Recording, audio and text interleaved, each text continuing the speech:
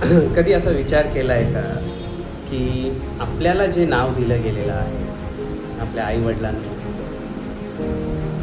ते आपल्याला विचारून दिलेलं आहे का? तर आपल्याला फक्त नाव दिलं गेलेलं आहे, त्यामुळे आपण ते नाव लावत आहोत आणि बोलत आहोत की माझं नाव हे आहे. पण जर असा विचार केला की आपलं जे नाव आहे ते आपण स्वतः का नाही ठेवू,